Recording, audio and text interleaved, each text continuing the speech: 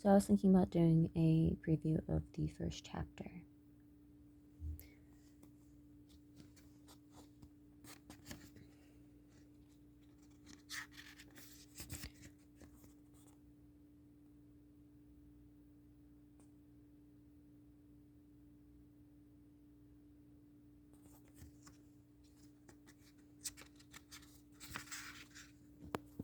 The Grimoire of Arthur Gauntlet. The Grimoire of Arthur Gauntlet was produced in an age before lines were drawn, solidifying the divide between religion and science. While today we may, perhaps mistakenly, consider the domains of religion, philosophy, and science to be mutually exclusive, for thousands of years this was not the case. Long ago, it was commonplace for mathematicians to be philosophers, medicine to include magic, and priests to be astronomers and astrologers. Men like John Dee created tools for navigation and gave Queen Elizabeth lessons in mathematics, all the while Dee conversed with angels. Inasmuch, the Grimoire of Arthur Gauntlet contains materials derived from the German polymath, physician, philosopher, and occultist Cornelia Agrippa. It also takes from the Heptameron, the discovery of witchcraft, and seats a full copy of the Arbiter of Magic, which is excerpted within the Book of Oberon, another interiorly published title mentioned within this Book of Beelzebub. The Grimoire of Arthur Gauntlet documents, here's a tongue twister, Arthur Gauntlet's experiments.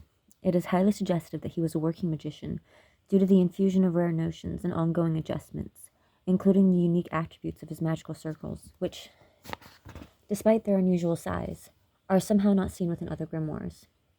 It was originally written in English with passages of Latin, particularly the Psalms, which are paralleled by the Book of Gold. Don't be surprised. The Psalms are found everywhere throughout the grimoire tradition, and they have been interwoven into Western magic. If you aren't already aware of this, you will learn soon enough. The Latin is left as Latin, because it is meant to be read as such. Yet, for the rest of the book to have been in English, there would have been need for translations.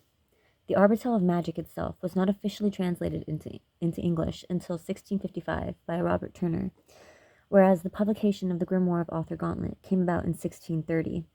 In fact, Arthur Gauntlet himself is said to have died around 1636, although it is difficult to gather a true history of these persons so far into the future. The date of his death is surmised from the transference of manuscripts once in his possession, said to have been passed along post-mortem. The year 1636 is salient. There is at least one known reference to Arthur Gauntlet printed in the famous astrologer William Lilly's autobiography, William Lilly's History of His Life and Times, as would confirm the legitimacy of our dating gauntlet to the 17th century. Given that there exists occult literature boasting an earlier period, or origins which are otherwise debunked, the task of writing about those who have written before us is actually a momentous challenge. We must, whenever possible, verify the sources, for fear of later embarrassment. The concern for this is a good one, however, as to respect it and perform our due diligence will ultimately elevate the quality of our own insight. William Lilly writes that he perused Arthur Gauntlet's books at the time of his passing, and then sold them to his scholar Humphreys.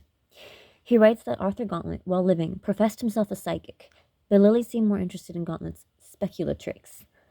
It's actually speculatrice. I just keep saying the X.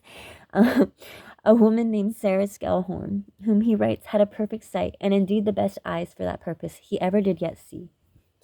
It is important to note that Lilly's autobiography is packed with his meeting-related persons, and he had no qualms about scorning those who, in his assessment, were deluding the masses, even going so far as to refer to one perceived fraud as being a pretending ignoramus.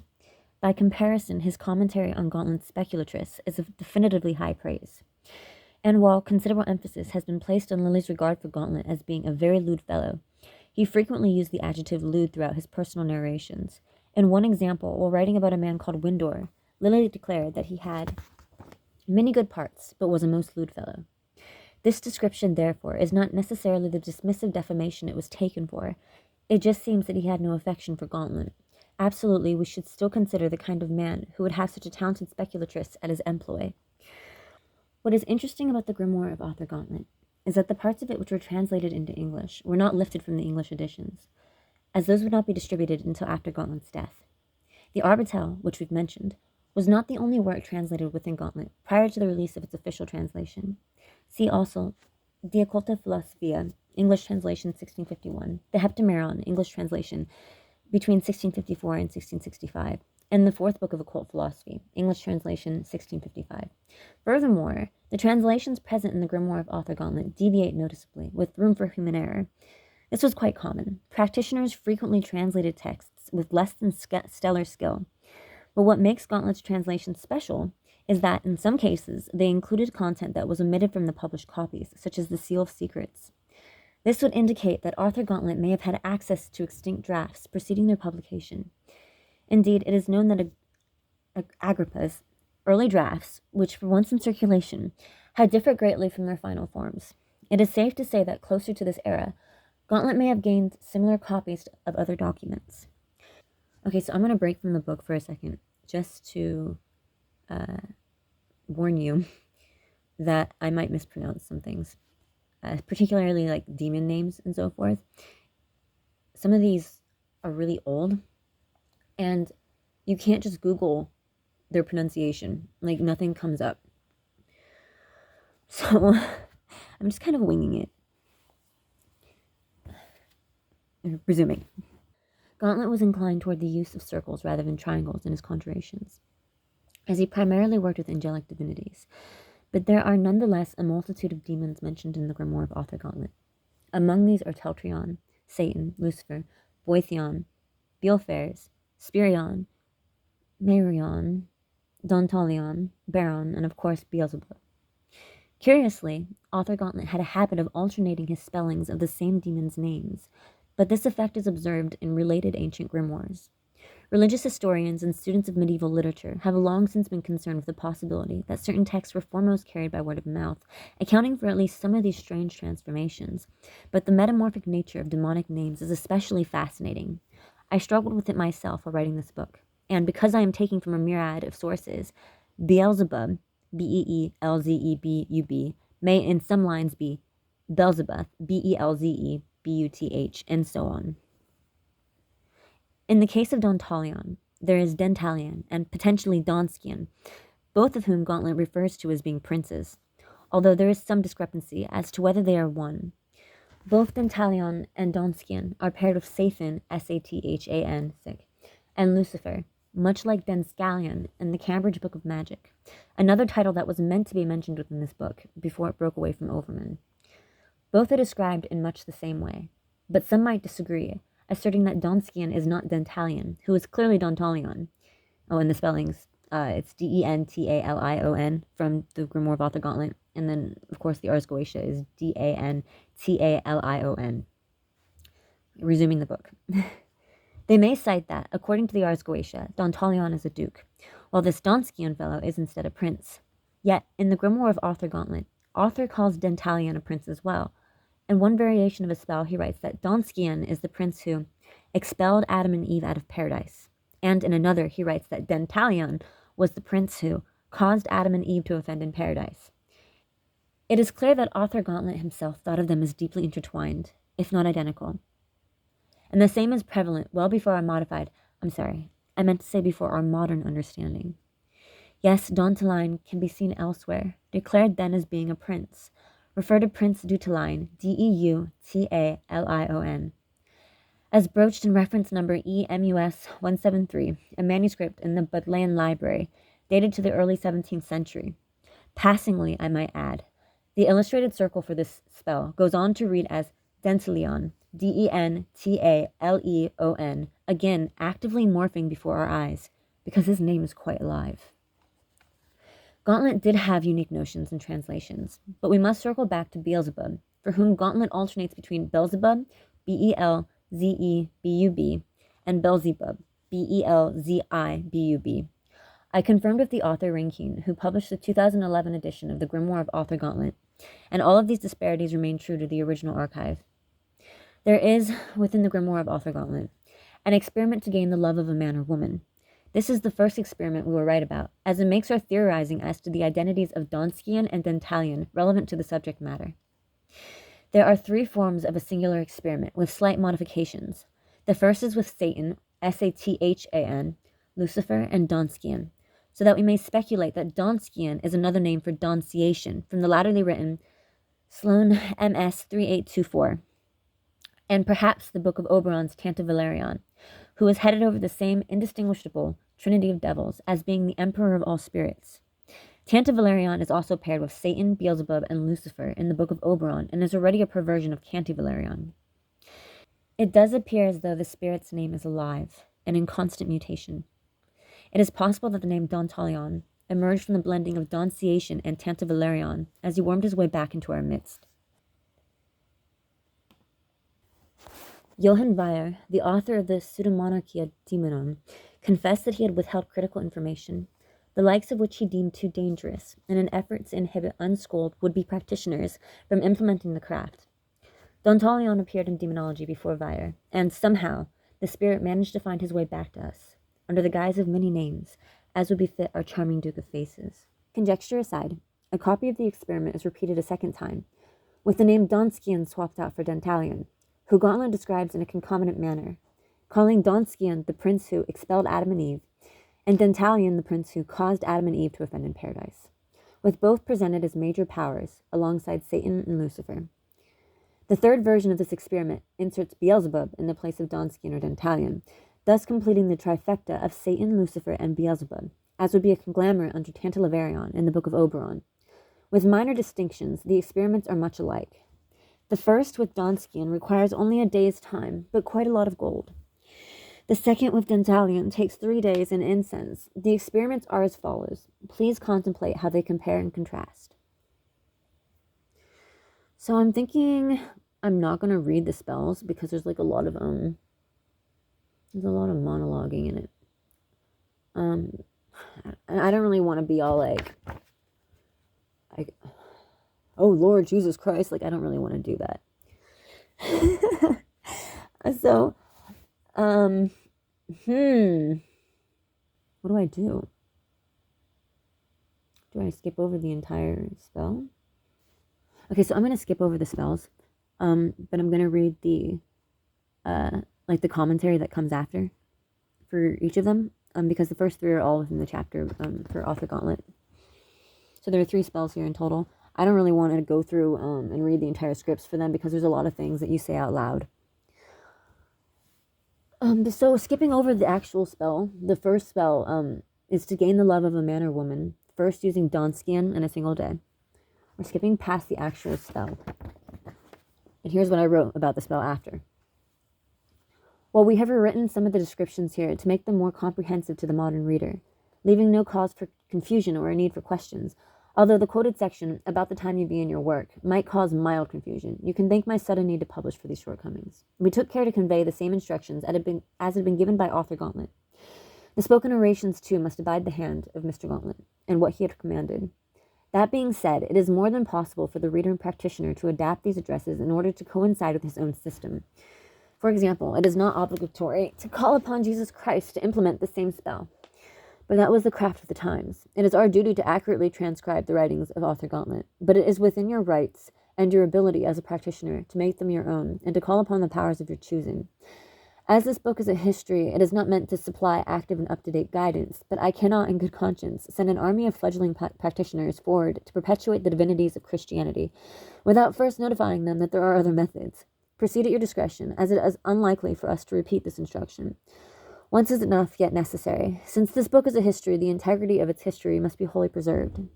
The particular religious tone set by older texts has the tendency to act as almost a ward against many occultists, who are turned off by the long winding monologues, which deviate from their personal beliefs. Please do not discard the power that can be derived, hidden and embedded, as it is our duty to salvage and preserve it. Let us examine the symbolism present within this spell. Sunrise on a Friday is always the hour of Venus, for Venus is the planetary ruler of Fridays. The first hour begins at sunrise, and is ruled by the planet which rules that day. Each day of the week has a planetary ruler, and each day begins not at midnight, rather at dawn. Venezuelan magic is heavy with love, desire, lust, romance, and sex, which is precisely the goal.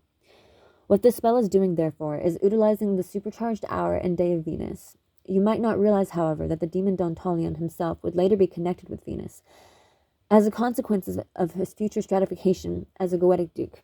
And in Lemigeton, part of his office is to cause love, provoking unions and bringing people together. Lucifer, too, is Venezuelan, full of beauty and the desire to manifest. The symbolism continues, overlapping your images, placing them beneath your foot, binding the other in subservience, the insertion of yourself by way of blood, a spiritual currency. These are the elements we must retain, and the more you comprehend them, the more freedom you will have to personalize what can be personalized, while conserving what truly matters. Blessed are the witches who know what they do, for thus activates their magic. As you have now read, the first experiment is completed in only a day, but requires that the magician surrender 5 pieces of gold. As gold can be pricey, we proceed onwards to the second version of the almost identical experiment. The second experiment replaces Donskian with Dentalian and extends over a 3-day period. Take care to note the additional differences. So the second spell in the book is to gain the love of a man or woman using Dentalian in 3 days. But we're skipping forward over this actual spell.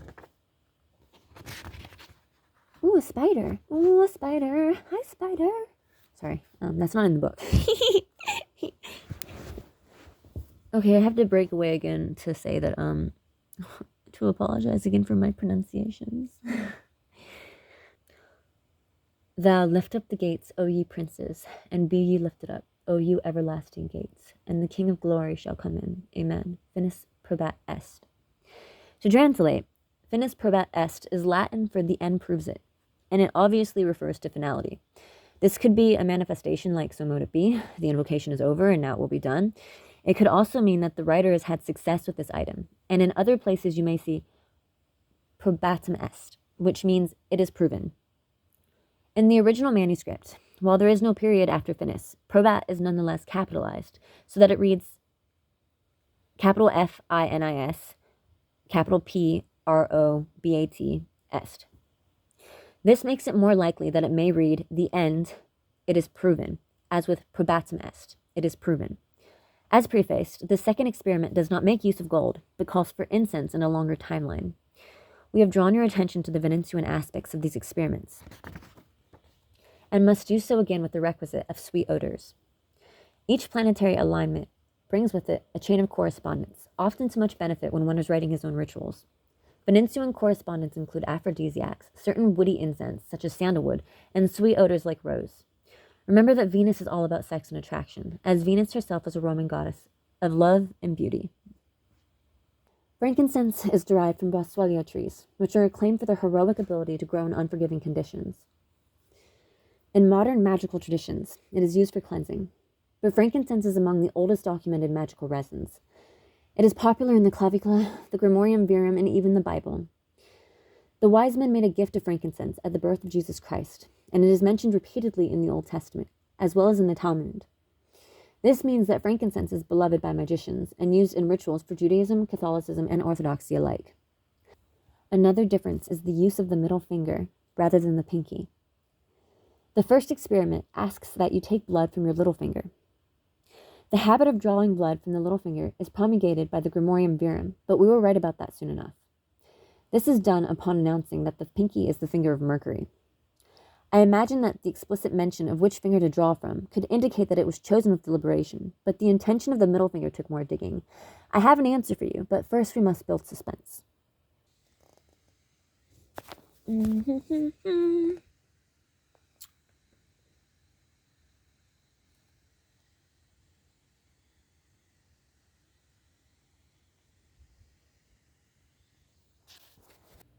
Each finger has a planetary association, the association of the zodiac with the human hand, like that of other body parts and organ systems, goes back for many centuries. Henry VIII may have outlawed physiognomy, but palmistry made a comeback in the 17th century. It was revitalized, with attempts to base the measurements around an empirical standard. Arthur Gauntlet would have had access to contemporary sources, and I am confident that his choice of the pinky was due to those instructions which would later exist in manuals such as the clavicula, but I must admit that I was less certain about his choice of the middle finger, until I discovered that blood from the left middle finger and blood from the left pinky are both used for love spells in the Demotic magical papyri, and Caridian of Pope Leo III bleeds from the middle finger as well, in the 7 mysterious orisons. This second experiment asks that you burn the parchment. Although the first experiment does not, it gives no further instruction as to what to do with it, and it's fairly widespread for a magician to burn petitions and sigils at the conclusion of his rites, converting things alchemically into the astral and as a representation that the work is done. Because no real instruction has been given, it is up to the reader's intuition to decide how to proceed. Perhaps you may want to keep it close at hand, but considering the seduction is meant to be everlasting, keeping the parchment would become an ongoing responsibility, and you would most certainly not want it viewed by the subject. Alternatively, the 2 experiments may be similar enough that you would consider burning the parchment in either, as is the case in the second. The third iteration of the experiment to gain the love of a man or a woman is the one we've been waiting for, as it features Satan, Sathan, Lucifer, and Beelzebub. So I'm going to skip over the actual spell and go to the commentary. The spells are obviously in the book, if you buy the book.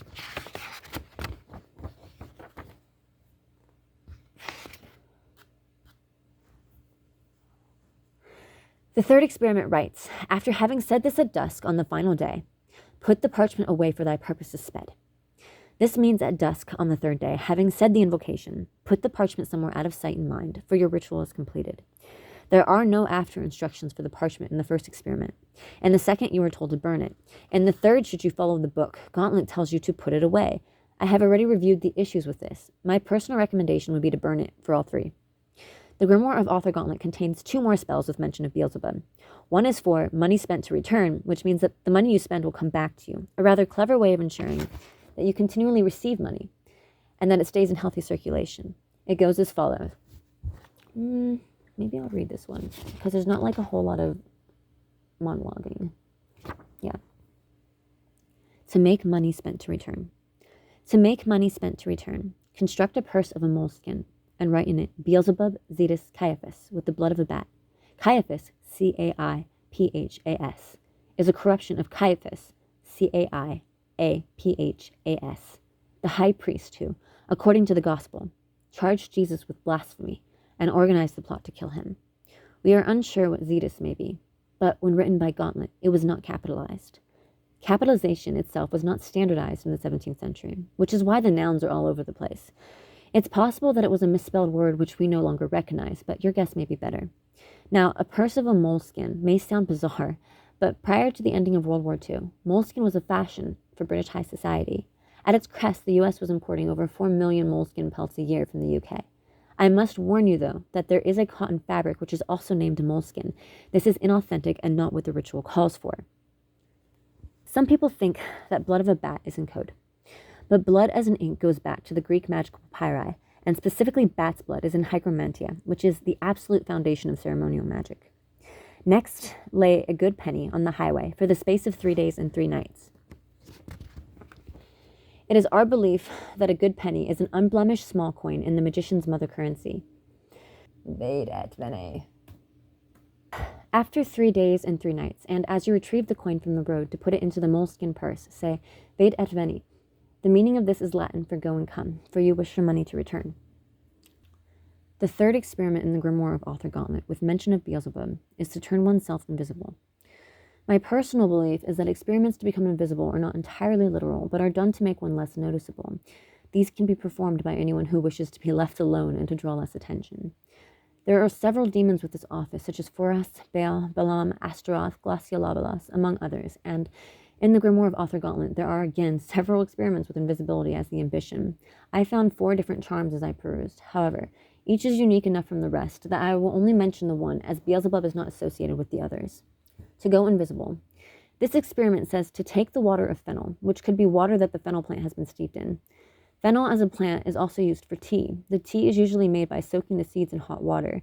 You crush the seeds slightly in order to release their juices. Gauntlet does not give ample direction. He merely writes the water of fennel, so you may choose to soak the roots and leaves. In the Book of Oberon, the fumes of fennel are said to chase away spirits, but its juices can help one see them, and eating the seeds, among other ingredients, will grant you the grace to enchant and subdue them. The Book of Oberon states that its juices are dreadful and grievous and very strong in operation. Taking this water of fennel, you are to approach an anthill, pouring the water down said hill. As you do so, say 9 times, Conjuro te Beelzebub, hostum domini. So I don't think I can read the Latin because I don't know that I'd be able to pronounce it. Hang on. Conjuro te Beelzebub, hostum domini. So I'm going to skip forward and not try to pronounce the Latin, but it's typed out in the book. But skipping forward, I go. This is Latin for I conjure thee Beelzebub, enemy of our Lord Jesus Christ, so that I may obtain a stone, which will make me to go invisible. The instructions in the Grimoire of Author Gauntlet end there, on a frustrating cliffhanger. From this translation, you would presumably collect the stone from the side of the anthill, which has been infected with the power of Beelzebub. It is also supposed that you would carry that stone with you when you wish to pass unnoticed. So that's the first chapter. Buy the book.